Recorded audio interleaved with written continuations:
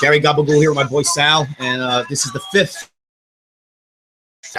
And as usual, we'll be talking about life, current events, and most importantly, the liberal lunacy of the week, which we hear about all the time. So kicked off the show as some mighty Aerosmith with our boy Steven Tallarico on vocals, just so fucking nasty and raw. Oh man, it's just amazing. Nasty and raw. And then you got Joe Perry and Brad Fitt, which like laying down the guitar track that just sounds awesome. Great riff. And then Joey Kramer and Tom Hamilton playing the beat which gets that train mood going. But from Boston, Mass, Aerosmith, and good way to start the show off. The mighty train kept it rolling. The old Yardbird song, which is just, I think, one of the best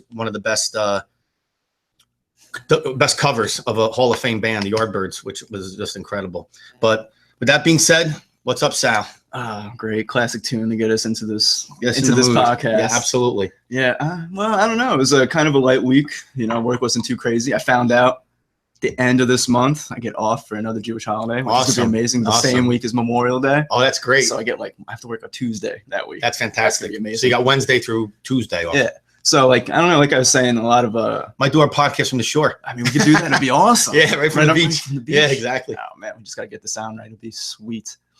Yeah, I don't know. So I had a little bit of time to reflect this week. Yep. So I was kind of like digging back. I was like, you know, I was thinking about movies and how they affect me, and like I was getting real emotional, you know, watching just stupid movies the other week, and I was like, huh. So I started thinking about like Disney movies. Okay. So I was like, you know, everybody loves Disney movies, man. Disney movies is what I grew up on. Absolutely. So you know, I was thinking about Dumbo and the way Dumbo affected me. Oh, I like as a child, I loved Dumbo, but the end of Dumbo scared the fucking shit out of me. Like scared the piss out of me to the point where I would always turn it off right before I saw the pink elephant start dancing. Right. So as an adult now, it's 20 years later. I was like, all right, let me go back and look at this. Like, what the hell was I? No, it would be interesting to see, as you're talking about this, to see if any other parents' children has the same effect as it did on you. Because I don't know, but you know, out there and the people we're talking to, it had such a profound effect on you. Yeah.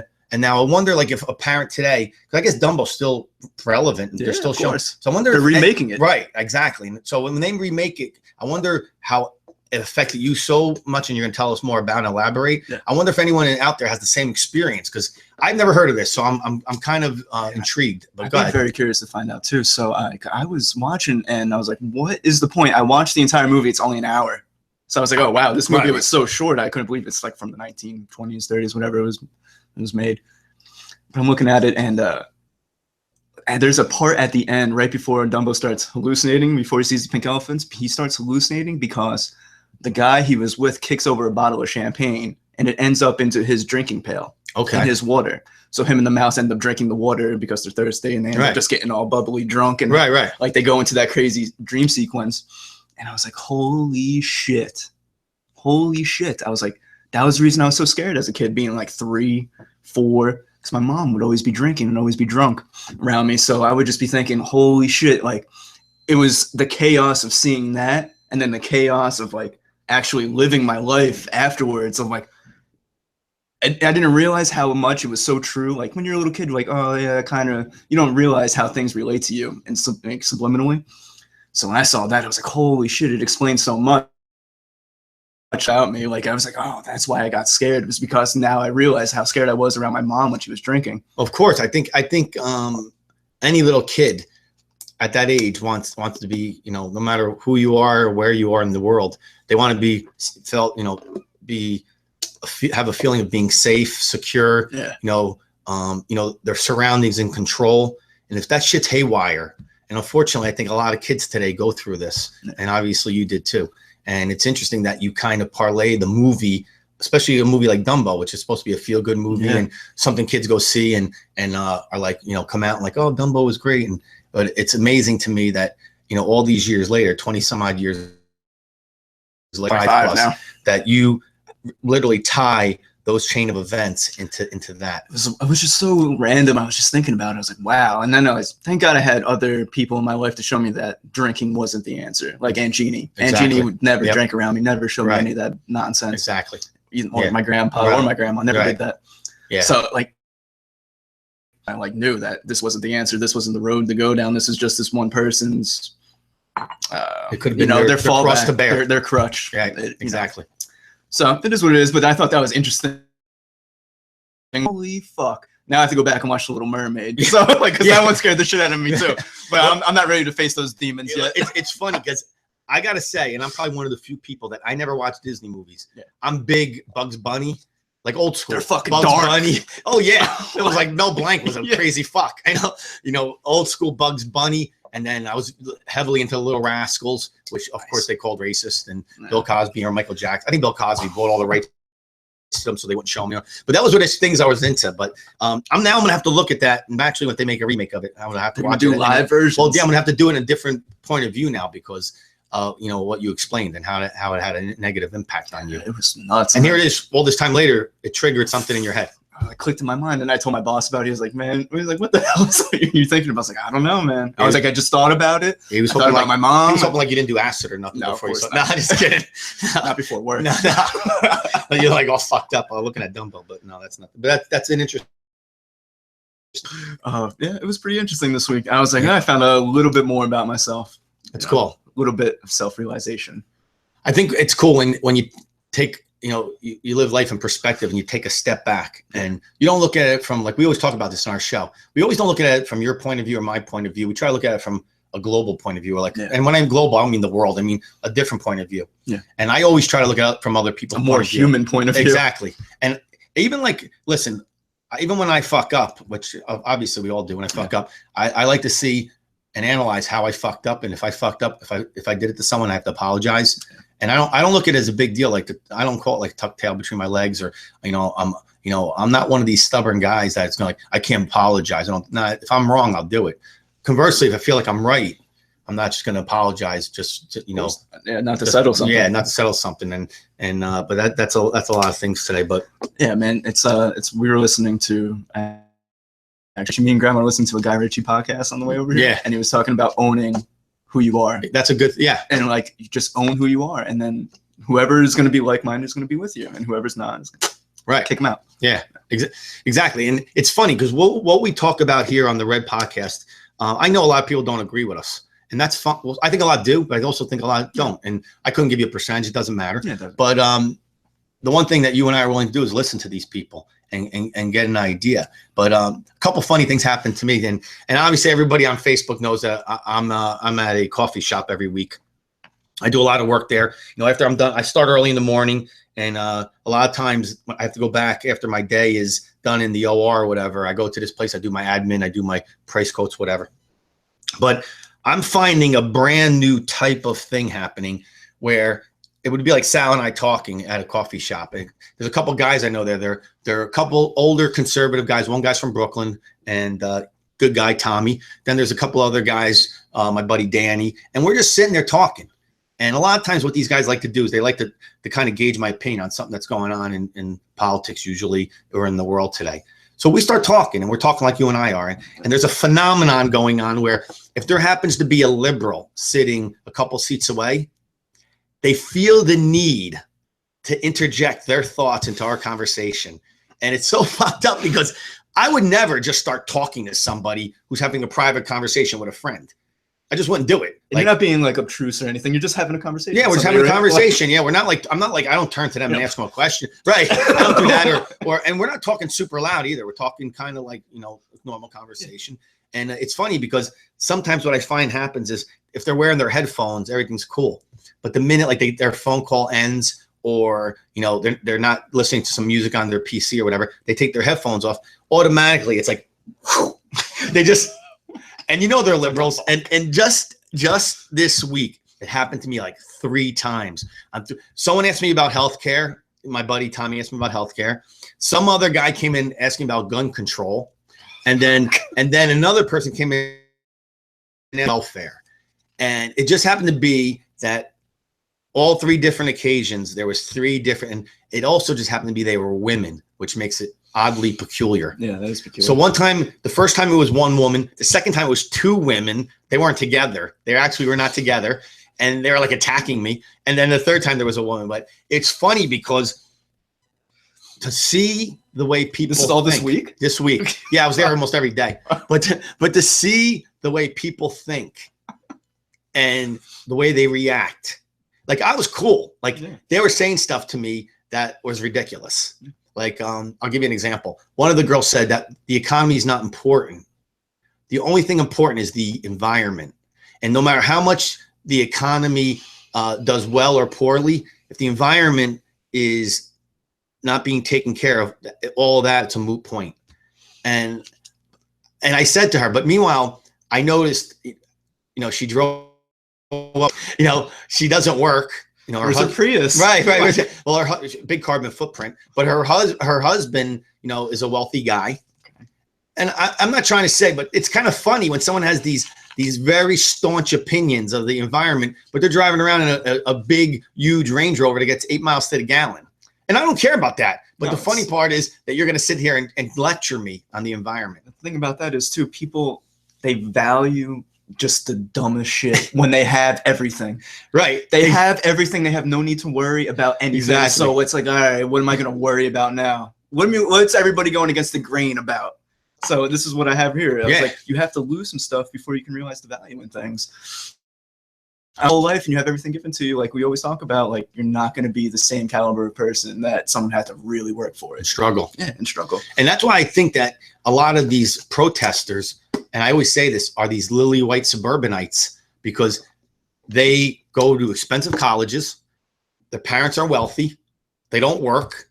So what the fuck else they got to do? That's all. And it's like they said, like they don't even know what it's like to struggle at this young age. They haven't had to struggle for anything. They probably, I will guarantee you, if you go up to one of these protesters, you go in their wallet, if they're 18, 19, I guarantee you one of their credit cards is their mommy or daddy pays for it. If they have an automobile, they probably have, they're taken care of, insurance and everything. And you're right. Your point is taken that you need to lose some shit. And I'm not talking about materialistic things. Yeah. I'm talking about somebody you love. I know that sounds horrible. People say that's a terrible thing to say. It's really not, though. But it's not. You need, in order for you to appreciate life. That's a pet that you love. Right, like exactly. Exactly. Like you need to lose something to gain value in life, some kind of perspective. And it's not, you don't want people, I mean, God forbid, I want people losing, like have people. I don't want horrible things. Right. I don't want horrible things, but they do. If you live life, a certain amount of years, you're going to eventually lose someone you love. If you love your pet, what do pets last? 10, 15 years? You're going to lose your pet. Lose a pet. And that's going to suck.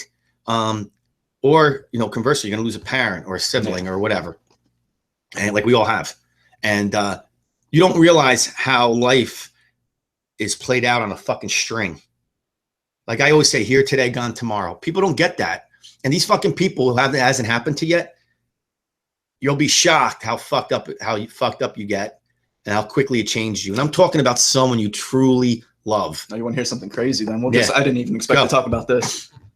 My mom's side of the family, one of my aunts, my uncle died, 53, smoking 2 packs of fucking cigarettes, drank himself retarded when he was a kid. Right. So what happens? She gets this huge life insurance policy when he dies. Like, I don't know, a couple million. So what goes on from there? They have a pretty profitable lawn business in South Florida. Okay. And so can they take care of it? No.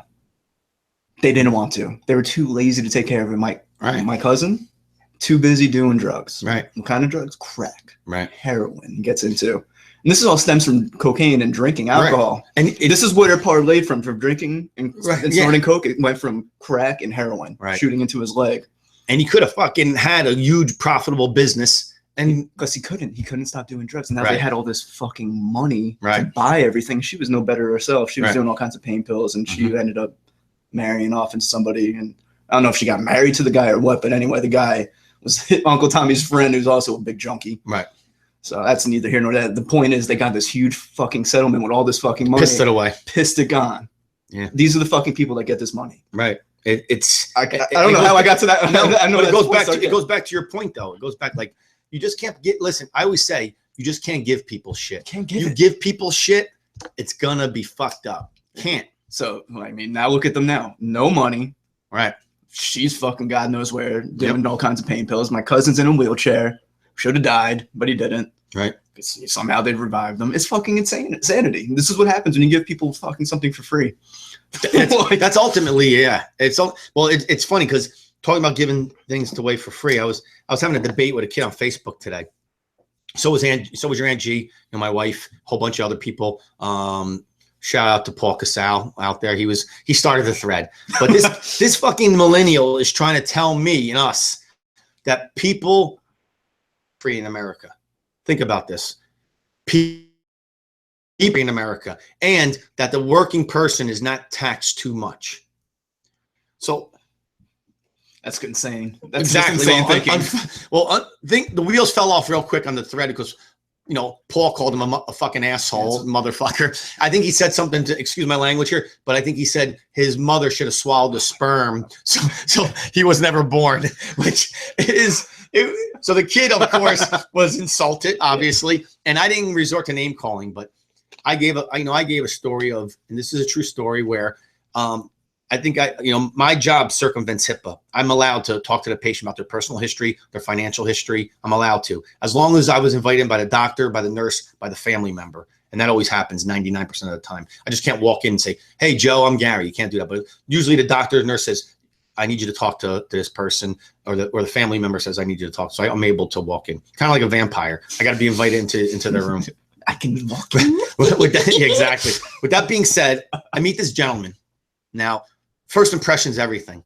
He's looking for charity care. He's looking for a free device. I walk in. I look him up and down. Kobe, authentic Kobe jersey on. iPhone 7. Breitling watch. Wasn't a fake. Breitling watch is you ain't getting a good Breitling watch less than $5K. Yeah. Air Jordans, brand new. Fucking brand new, authentic Laker hat on with the what do you call it? The string on it, the tag. So of course I got 5750. Yeah. So of course I got a preconceived notion as soon as I walk in. I mean, everything he's wearing is more expensive than the shit I'm wearing, and I'm working. And then he gets in to tell me that he has 5 children. And I said to him, "Well, what's your job?" He's like, "I never worked." I said, "What do you mean you never worked?" He's like, "I never had a job." So I said to him, "Well, how the fuck could I?" I said to him, "I go, how could you have 5 children and never worked?" And this is what he said to me. If I could have reached over without losing my job and strangled him, I would have. He said, "No, bro, that's why I got guys like you. He goes, you work for me." He goes, "I work the system. You work your job." And that hit me to the core. So, because the first thing, I had to walk out of the room because I felt myself getting incredibly pissed off, and my warrior insane mentality took over where I was going to drop my bag and just reach over and just either crack them or choke them out. And so I had to choke them out. There's no more. No, so I had to say, "Excuse me." And I walked out, and then I came back and told him he wasn't getting shit, and I didn't give him shit. And I left. But for this person, I don't know if you're naive, gullible, or you just living in fucking Oz. I don't know where he was from. I don't even know who he was. He was just Facebook. Yeah, he just came on some thread. Yeah, exactly. But I mean, I don't even know how you could. And the more I'm explaining to him, he just kept that liberal mantra of like, "Oh, that's not a good example," or "He should be on Medicaid." And I'm like, "No, you fucking idiot." Because what happened was when Obamacare came, care of Medicaid went away. You had to physically go on and sign the computer. They were getting it free in the past. They were too lazy to even go on the computer and sign up, so they fell through the cracks. They were unregistered. So you walked in, they had nothing, and he couldn't grasp this. And I'm like, "Dude, shut the fuck up." I would never ever be disrespectful to somebody, but it got to the point where no matter what I said to him, he came back with like this ridiculous point that made no sense in the argument. Are even questioning, like, "That's odd that you say that. How does that happen?" I'm like, "Is this guy just dicking me around?" And I said to him, "Do you really want to listen, or you just want to play asshole? Because that's what you're doing." And I got a good segue into what you're going to talk about mainly. I had a friend ask me why Obamacare was so bad to begin with. Right. So I told him, I was like, "Dude, Obamacare robbed the middle class. Absolutely. It was robbing the middle class to feed the poor class." I was like, who makes the country run? The middle class makes the country run. The damn right, the middle class. Absolutely, more so than the 1%. Exactly. Yeah. And I was like, the poor, as much as they need our help and everything, they don't make this country better, and they don't run the country like we do. So that's the reason it had to go, and that's you know this whole reason why they had to repeal and replace Obamacare this week. And a caveat to that is the media, and I know we talk about the media a lot, but this week has found a new marching orders. They must have came in from the DNC. They must have got called into a meeting by the DNC like they have like many times in the past, because the Russia and Trump thing failed miserably. Matter of fact, so much miserably that Wolf Blitzer asked Dianne Feinstein, who's probably one of those left-wing liberal nuts out of California, about Russia Trump. And she said with the grumpiest of looks on her face, it's not true. And Wolf Blitzer was like, oh, please don't. But so this is Wolf Blitzer was so bummed out. It looked like he lost his fucking puppy. And Dianne Feinstein was all fucking bent out of shape that she had to admit to that. But that was the margin. Then we got into the tax stuff. That lasted a while. Now the new thing is pre-existing conditions. Thanks a lot, Jimmy Kimmel.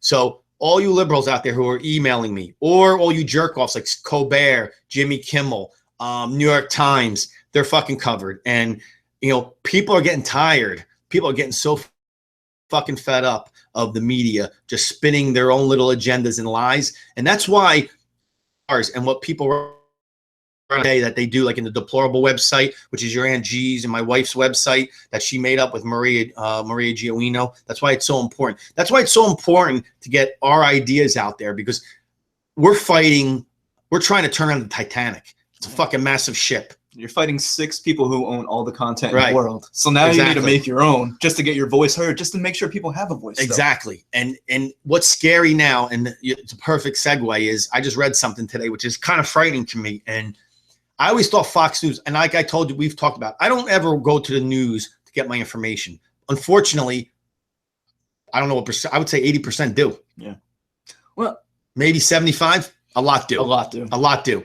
And at one point, the only voice you can hear of, I thought, kind of reason for those individuals, not like me and you, was Fox.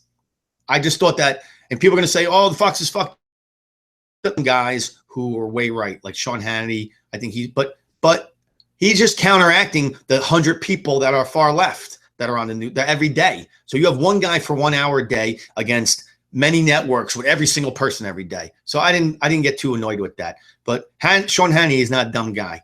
But the thing that upset me today was Rupert Murdoch has 2 sons. He's getting up there in age. Yeah. They both married these crazy ass left-wing liberal nuts who belong to the Clinton Foundation.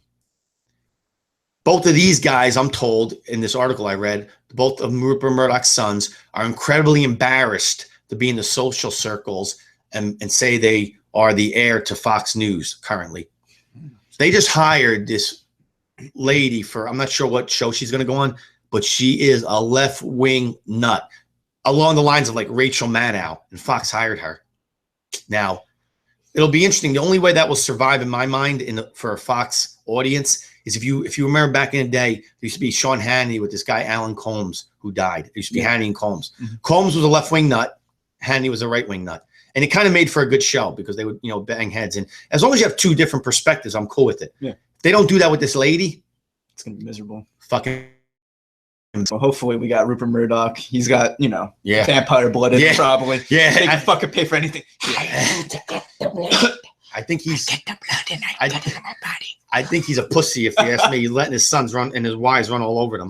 And if not, the sons sound like they're pussies, because they got fucking Clinton Foundation wives. That's like a fucking bad documentary. But that's that. But what else you got? Oh, well, I was gonna say we're gonna talk about the left and the looniness, how they still fail to, what we've been harping on through this whole entire podcast series is that Donald Trump won, and instead of embracing the game, which is politics, they hate and they march and they do all this kinds of crazy shit. So, I mean, that's where I'm still on it from right there. I had this comment I got from Peggy. I would like to read it. The way she articulated it, I thought was very well. So I'm going to read this to you guys.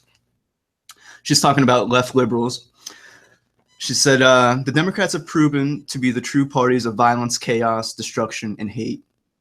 They have no ethics, honor, integrity, values, morals, compassion, or respect for others as evidenced by the protesters, including actors like Ashley Judd, Madonna, and all that bullshit rap stuff, spouting the most horrific, vile language full of fabricated lies, and have threatened violence and a total disregard for the well-being of others by blocking streets, highways, thus delaying emergency vehicles, trying to get people to work, help for emergencies like people traveling to airports, etc., which has not only angered those people affected, inconvenienced, but likely damaged and caused the Democratic Party by them doing so. Absolutely.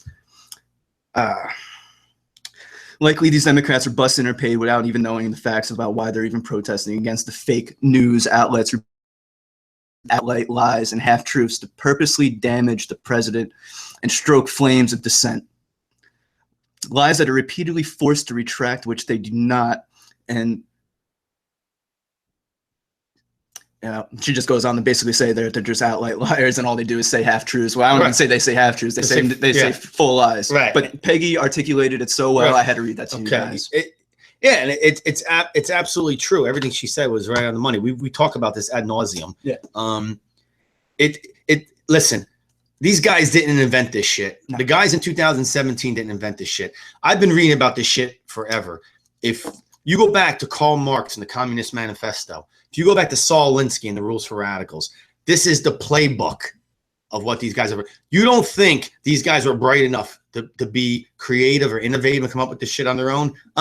They just went to that book, Alinsky's book. After he died, Saul Alinsky died, his son took over and did his, as a matter of fact, his son, David, and Saul, before he died, were working very closely with, and this is a fact, you can look it up, with Obama and Hillary Clinton. It's a fact. Matter of fact, on one of the flights when Jerk-Off Obama was going on a plane, he was carrying the Rules for Radicals. He was reading it on the plane. It's right in his fucking hand. So if you read this book, this is exactly what they say. And there's a lot of things that they're looking to do in the manifesto and the Rules for Radicals. But one of them is you just continue to tell lies often enough, the majority of people will just believe them because you're just saying it so much. They believe it themselves. They believe it themselves. Exactly. You know what's crazy though? You notice how we always talk about their lily white, fucking rich, absolutely. Never been, always privileged, never had a bad thing ever happen to them in their lives. Then what about Antifa, who seem to be like drug addicted, have actual mental retardation? Some of them. They're so fucking vile and disgusting looking that obviously no one ever wanted to be a part of them ever in their lives, and that's why they're doing this. Why are they on the side of those people? That's why it makes sense that they're agent provocateurs. They're getting paid to do this shit because they're so poor. They're so, like, they come from that. Like, what are you on their side for? Like, they're not going to help you if they get into power. Well, you just spoke of Antifa, and I read something this week. This is, I don't even know how to explain this. And you and I obviously aren't women, but I don't even know how. We know there's women that we are very close to, that we love in our families and things of this nature. This woman, Lynn McCauley, she's part of Antifa. She's one of the organizers. She met this man who was a Muslim from Turkey. And I guess they started dating, whatever, and they fell in love. And he decided that he wanted to take her back to Turkey with him. And she decided to go. Long story short, she goes, and he's telling her the whole way that it's going to be great. We're going to have a great time. Well, within 3 days of her being there, it starts off with verbal humiliation, verbal abuse, and then it starts off with him, like, in front of his friends, if she speaks up, dumping water on her, throwing coffee on her. That's where it stays off.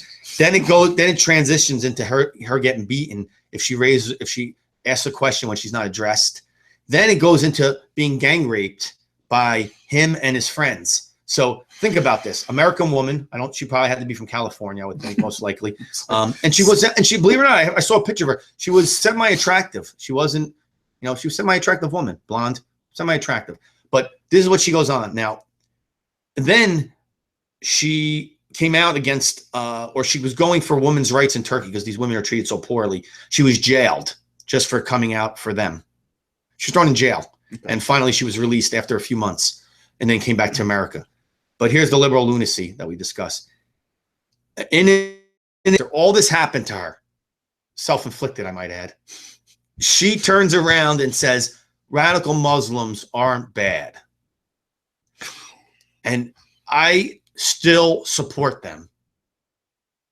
I got to think if this is not the Stockholm syndrome, I don't know what the fuck it is. Be, right? I mean, think about if you were a guy and you went to, say you went to a friend who was a Muslim. He takes you back to his, and you're going as a friend, not as a boyfriend or, just having a normal, relationship with a friend. And you go there and you're getting beat by his buddies every day.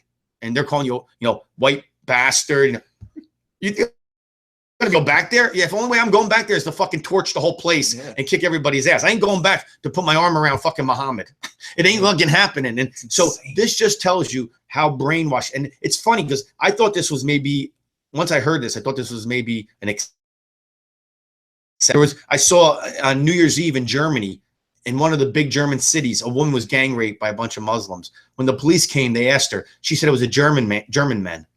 But what she failed to realize was there was a camera on the street that not only videotaped it, audio taped it. And the whole time, they're speaking Arabic, and they're doing their fucking, they're doing their Hail Hitler of the fucking of the Muslim, they're doing that Allah, Allah Akbar. So this is what they're doing as they're raping her. And she still, after getting raped by these group of men, which she knew were Muslims, she still said German men did it because they asked her why. She goes, I don't want to put Muslims in bad light. Wow. Where the fuck should they be? That's insane. See, I have a Muslim friend, and I was hanging out with him the other night, and he tells me about, he's fun. He's a very conservative Muslim, I guess. He doesn't fucking practice religion. That's what I'm trying to say. He's like, like we say, not all Muslims are bad. Yeah. My whole age group doesn't fucking practice religion. But anyway, he was talking to me about it. He's like, man, this is really funny. He goes, dude, I've read the Quran, man. I've read it twice, and it doesn't ever say to fucking go and kill. He's like, I don't understand what these fucking jihadists do. And he's like, it doesn't say go kill anybody. It says, and then he stopped for a second. He's like, it says to give them a choice to become Muslim or die. And then he's like, wait.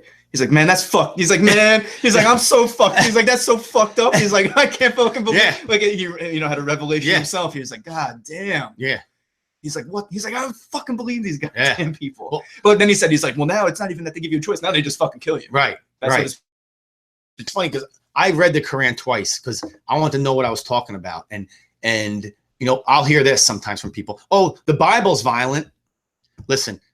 In this day and age, in 2017, we're not living in the fucking Stone Ages. I don't think people take it literally. Maybe some passages, but they're not taking Witnesses. Yeah, they're not taking the violent passages. If they are, there might be a few radical wackos out there, maybe with the abortion clinics. They should be treated the exact same way that a radical Muslim terrorist should be treated. No one's going after the Crusades. No one's going after the Crusades. But when I read the Quran, basically what happened, my understanding of it is that Muhammad wrote the first passage. And it was kind of normal when I read it. Matter of fact, it really didn't stir a lot of emotion in you, but it was nice. And he couldn't get any followers. He got a couple stragglers, but nothing to form, to make his religion move forward. And then he got pissed off. And he wasn't a good guy, Muhammad. Not only did he get pissed off, he was raping chicks. He was beating them. He was a pedophile. He was a polygamist. He just treated women like shit. Back then, if there's anybody who, I don't know, we didn't live out there, obviously, but anybody showed any gay tendencies, he just fucking killed them, stoned them. The guy was a bad douchebag. And when he started writing about this, and then especially about the infidels, he started getting all these dissenters and all these people that were dissatisfied. And that's the Quran you read today. Yeah. All right. And that's the one that your friend read. Yeah. Don't. This isn't. This is just what some scientists believe. This is going back about religion. Back to Hebrew, Jewish people, and it could go back to Muslims too, because they're in a similar area in the world. They're saying a lot of this shit came from them tripping on drugs. Without doubt, yeah. Especially Moses is the one that is so evident. You know what the acacia bush? That's what he saw burning. That was the burning bush, the acacia bush. What's that like? You know what a acacia bush is? No, I don't know. But acacia bush has natural DMT in it. D is dimethyltryptamine. Yep. And that's what's in your brain. That's what goes off right before you die. Okay. So that's what makes people hallucinate. That makes you go into those crazy. I've been there. Happy hallucinations. I've seen it.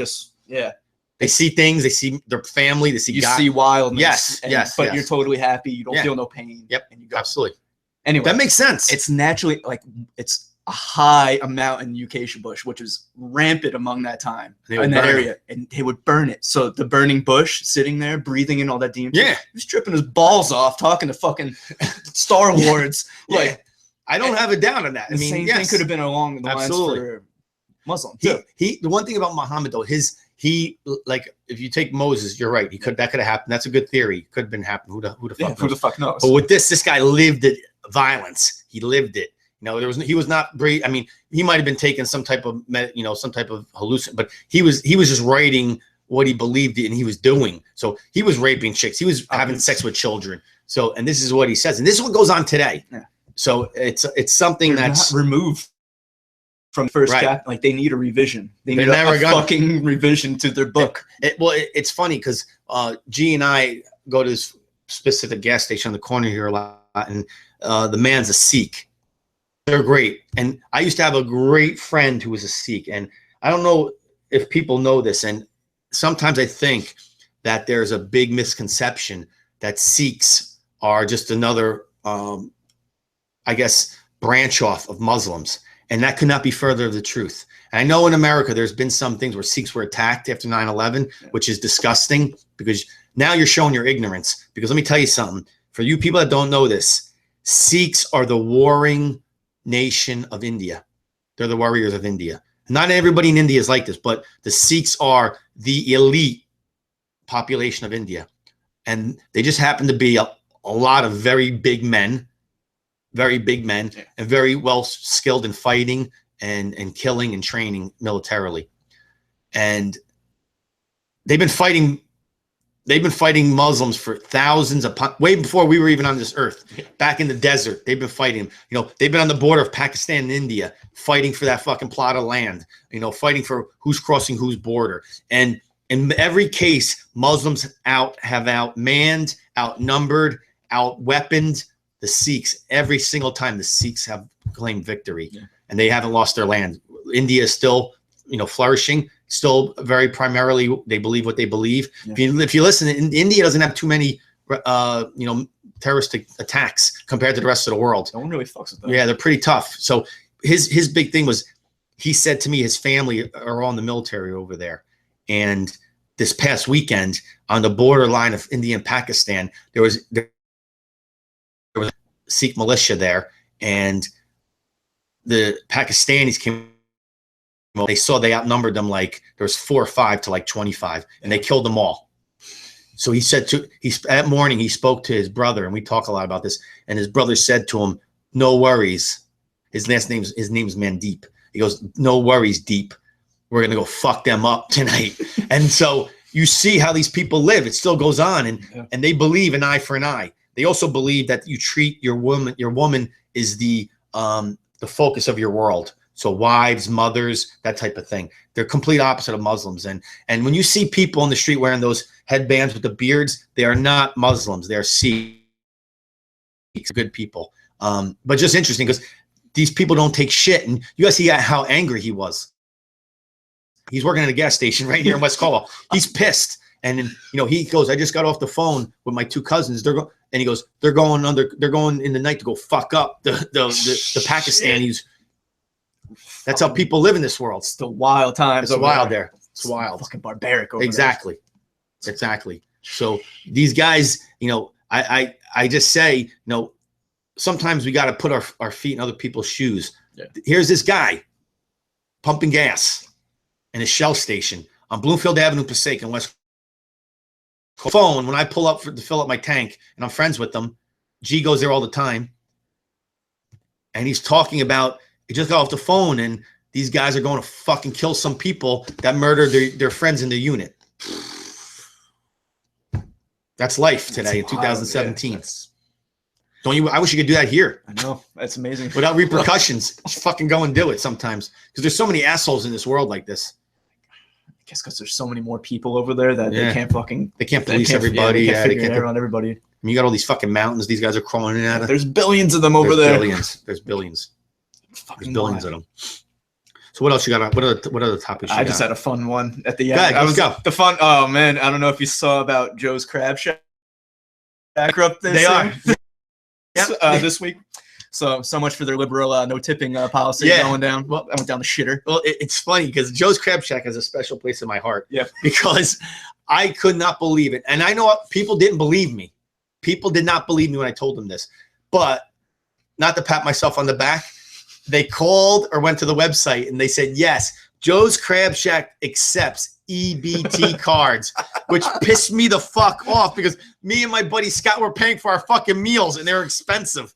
And it was funny because I never saw an EBT card, but I do know what a credit card obviously looks like. And as we get there, all these cards are getting waved around and some of them were like weird colors. I'm like, wait a second, wait the fuck a second. There's no fucking credit card. It's purple.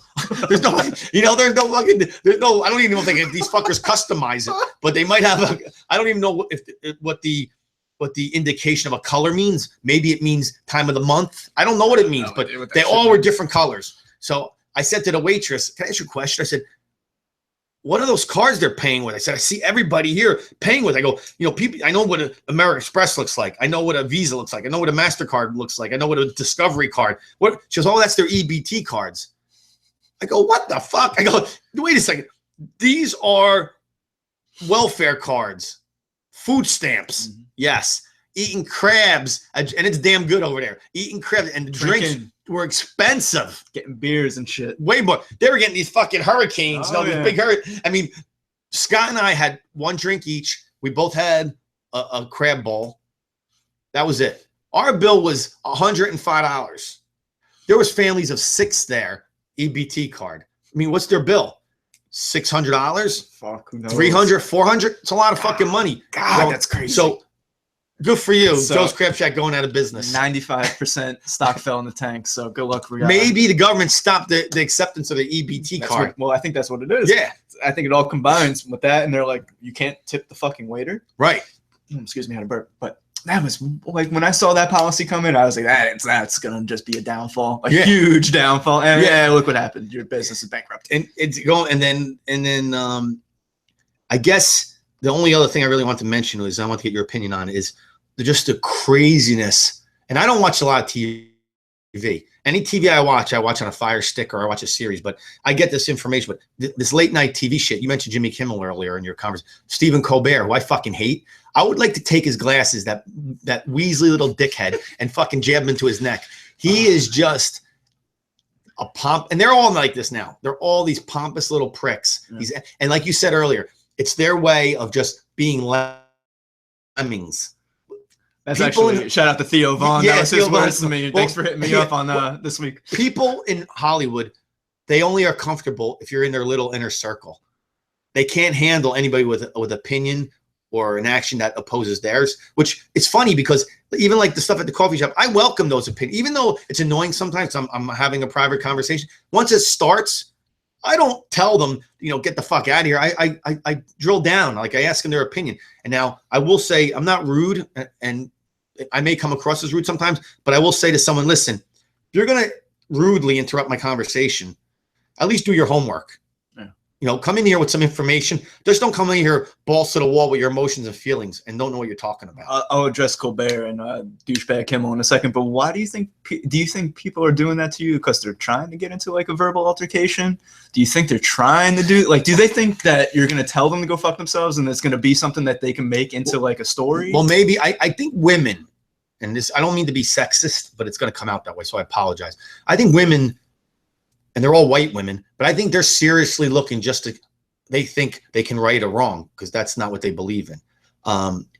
Conversely, I do think some men may want to do that. They don't seem to butt in as much. And I do know if you're face to face with a man and he puffs out his chest and you come back at him, most of the time they back down. Yeah. And then they might do something when they're leaving but in my instance, they said they're going to, when it gets to that point where you're just going to knock heads, they got 911 on their phone, all queued up. I just think people believe what they do.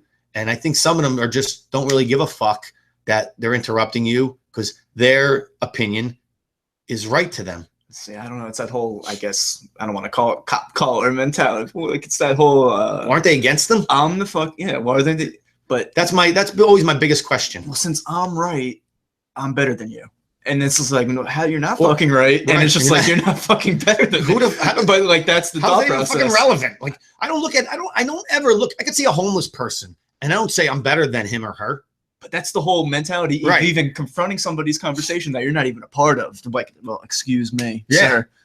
It's like I'm having a fucking cup of coffee with my friend here. Well, it's not even like it's not even polite. It's not like they're saying excuse me, sir. No, I start talking. I was being nice. Right, of course. They just start like they're like maybe 2 stools down, and they just start saying, "Well, how could you like Trump or whatever?" And you know how that escalates and goes into what it goes into. But the whole time I'm respectful, and I got to give credit where credit's due. And the one with the 2 women, one of the girls actually apologized to me and said, "You know what? I really learned something today," which I took. That was a good thing. And she was, I mean, you're not trying to change someone's mind, but it's just like, well, here are the facts. I mean, take them as you may. Like, you're right. This thing, not thinking you're going to change the world or change this Red podcast. We're not looking to change people's mind. What we are looking to do is hopefully open it, give you the information, and just be able to listen to other people. I mean, I have no problem. I know you don't either. Matter of fact, we welcome it. No, I can't wait to get a guest in here and talk about other. I could bring my friend from New York and the Muslim. He Absolutely, he can tell us all about his father, that side, what it's like to be him. Absolutely, and the other generation. Speaking of, guys, I read, Sal and I definitely read a lot of your input on Facebook on my page, and right now we're in the infancy stage. We don't have a lot of tech stuff done, but we will definitely be getting guests in, like Sal just mentioned. Also, when you call in, you're asking questions. We're going to answer them, but eventually, when we get a producer and we get a couple cameras set up, we're going to have somebody reading us questions or people taking part as kind of like on our I mean, if you want to email questions, just either leave it on Gary's page. You can email the Red Podcast. That page we have an email set up. I think last month alone we had like 100. Podcast alone. This just past week, which I think in the first 5 or 6, we had 100 comments. 101 comments. A lot of them were questions. So we don't want you to think that we love the fact that you guys were asking questions, and a lot of times we were asking questions to each other, and you guys were giving your opinions and giving answers, which we loved. We thought it was great. So that was good. Yeah, but anyway, I want to get to this fucking Kimmel bringing his son, getting all alligator eyes, tears going down. Yeah. And then using his son to bring that whole dramatic effect in and then busting out the policy. Something like, it's not like, don't get me wrong, of course, that's horrible and what happened to his son and all that, but that's the way you lower the bar. That's the way you lower and you fucking use your infant son to bust out policy. Your policy. Plus, he's a millionaire. He's a millionaire. He could pay. He doesn't have to fucking want for anything. And apparently, that's a very common fucking surgery for an infant. It's like, all right, it's horrible, and don't get me wrong. I understand. That's very scary if you're the father. I'm guessing, but get the fuck out of here trying to bring your shit onto TV and try to make propaganda where it shouldn't be. Yep, and using your infant son as a fucking prop. Oh, isn't that pre-existing condition going to be covered anyway in this new healthcare bill? Yeah, you fucking piece of shit. Exactly. Now you just spewed fake news out to everybody. And your fucking son was your infant son used as a prop to get your point across. It's just so low. It's so low and so vile to me. That's like how these people get on TV and maintain their stardom. It kills me. It kills me. And you know better than I, but I go look at their ratings. Their ratings are terrible. Fucking horrible. No one watches. Nobody watches that shit. They're dropping like rocks. Anything about those shows is when they have stupid things like that. It comes on my Drudge Report feed or something stupid like that. My feed leads. Well, if it wasn't for those other asshole like E Entertainment Tonight and E News and all that bullshit, no one would even give a flying fuck about them. They try to keep themselves relevant, and the only way they do stay relevant is, like you mentioned, is when they come out with some controversial shit that shows up on your feed, which you don't want to see anyway. Yeah, Colbert, I don't even need to. He's a fucking Weasley little prick. He always has been. He's the most obvious case for I just need to say crazy shit to get ratings, or I'm not going to get anything. I'm told he was. I didn't see, and I'm not. I hope I'm not, overstepping. But we try to talk fast. But I did read. I heard from several people that his ratings were in the tank. He's doing terribly. Yeah, that whole Colbert Twitter handle. Yeah, it's not good for you. He's doing poorly, and he lives not far from here. He lives in Upper Montclair, I believe he does, or he knows somebody's there a lot. Because I've seen him a couple of times, and at some point you literally, he's this little he reeks of arrogance and just pompousness. Like he's the hypocrisy He is it. He is it. The literal definition of it. Yeah. I bet he had everything that he bought against. I bet he has. Oh yeah. Well, he's living a good life. Yeah. Believe me when I tell you. He talks about global warming, or he talks about the climate. He's taking his private jet. He's living in his huge mansion. Maybe. I talk too much about this piece of shit. Yeah, you're right. Move on. I got you. All right, cool. We got on there. We pretty much hit all the points we're going to talk about this week. It was kind of a not a crazy week. I think that the healthcare thing most definitely inundated most of the news, and that's most of the stuff on my Facebook this week was about the healthcare. People were concerned about it. People want to see it. I don't think it's finalized yet. No. But you mentioned the hypocrisy. This is what I find funny. I got hit up a lot this week by liberals saying the stuff that we just spoke about. But I say to these same liberals, hey man, where were you 8-9 years ago or 7 years ago when that shit came out? And not only didn't they read it, they didn't write it, and they didn't have it. So the three most important things on anything: a bill was made, they didn't read it, write it, or have it. And you didn't say a fucking thing. You liberal-minded fucking hypocrite. Yeah. You didn't say one fucking thing about it. And didn't bother you that none of that. At least these guys wrote it, they read it, and now they're and I'm not saying they're going to have it. Probably not. Maybe they will. I don't know yet. I thought you think Trump will eventually just executive order, then exactly. Isn't that why it's so important? Well, we're gonna, and I don't think it's finalized yet. I think they're gonna. Do you know like any of the main points about it? Like what the whole? Obviously, it's repeal and replace, but do you know what they're replacing it with yet, or is it still just so new that no one knows yet? What I read about it, and I do know that there are going to be some provisions, and most definitely pre-existing conditions are going to be covered. Of course, it's going to be covered. He's fucking barbarian. Right, but I know definitely his main goal was to lower deductibles, and then especially for small business owners and people like yourself who are single, he want to lower premiums big time, and I think he's going to accomplish that. That was one of his goals. But I just can't stand if you're going to sit here and bitch and moan about this when you have. Now, here's another thing. I asked the people. You're listening to some fucking CNN or CNBC report or New York Times that's just going on and spewing this rhetoric, and you didn't even read it. If you read it, it says it. It's in it. And I can go on and on about the people that emailed me this week about this. They're saying, "Oh, we're all going to be screwed. We're all going to die." Oh, Nancy Pelosi, I think that's what she said. That fucking babies are going to die. Yeah, get the fuck out of here. Alzheimer's nut job. But I remember when you hear this stuff, they're like, oh, people are going to be dying in the streets. What are you talking about? This is were we before? Right. I mean, it's never. If you're in this healthcare business like I am, everybody gets treated. You just got to go to the ER, but you get treated. No one gets turned away. So when I hear, I just laugh and I just say, so ridiculous. But don't. It's like me. It's like mom, grandma. Now we know it's going to taste good, but just hypothetically, it's like us telling you and me telling everybody what that pie is going to taste. It's been in there for an hour. It needs to cook for 3. How the fuck do we know how it's going to taste? We're looking at it. You got to wait till it's done. Yeah. You just can't come out with all these crazy opinions. If you ate it now, you burn your mouth and the shit would fall over. It's not even cooked. Great analogy. I like that. It's just crazy. I'm so sick of it. And this is what I heard all day this week about, and it all stems. And I'll tell you, we talk about this, Sal. The media are relentless. Oh yeah, relentless, and they're good.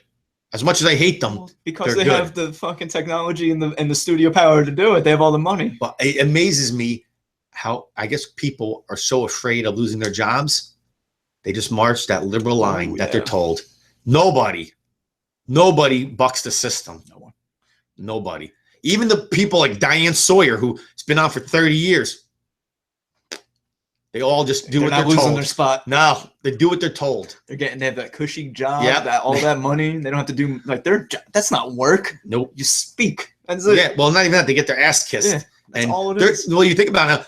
In the old days, they'd have to research. They'd have to. They have people doing it for them. And now they just fucking tell them lies. Now they're actors. Yeah, that's all it is. And that's why they're all in the same. Fucking gays. Monkeys. Just read the script. Keep banging your cymbals and eat the fucking peanuts and shut the fuck up. That's all it is. Fucking circus animals. That's all it is. Circus you animals. Want to hear some? Like, we didn't discuss this prior to the show or anything. Let's end it on this. We didn't say the scumbag's name this whole episode, but I'm gonna bring it up now. Go ahead. You see Obama endorse Macron or Macron? I'm gonna say Macron because I'm fucking white from America. Yeah. You saw him endorse him, and then all of that horrible shit came out about Macron a couple days later. Right. Well, of course. Today's the final voting day in the French election, so we'll find out. Well, here's another funny thing. I heard this also from liberals. There's no way Trump or any American should be involved in French elections. And then all of a sudden he says it, and it's quiet. And then all the horrible shit comes out about the guy he fucking endorses. Exactly. Look at that. And this is my point. Like, and it's funny because I think 2 podcasts ago you said something about arrogance, and he just shows how arrogant he is again. And also there was something that I keep track of this shit because I'm out of my fucking mind. on one of his first.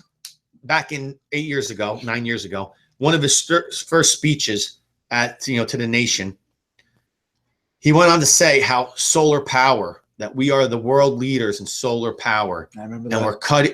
we're cutting the rug where the trend that everyone's going to measure us by. And that was, I think it was on a Tuesday night. Friday morning, 8 solar companies claim bankruptcy, including Solindra, this other thing, one called 123. Yeah, they all, and I'm like, I had a guy trying to get me involved in that shit. I was like, I don't want to fucking sell solar panels. You insane? But my thing is this: he goes in front of the entire nation, 300 million plus people, and he was too lazy to do the research and find out that, hey, maybe it'd be a good idea if I'm going to see how great these guys are. We should see how financially solvent they are. Didn't even care. Just went out and said it.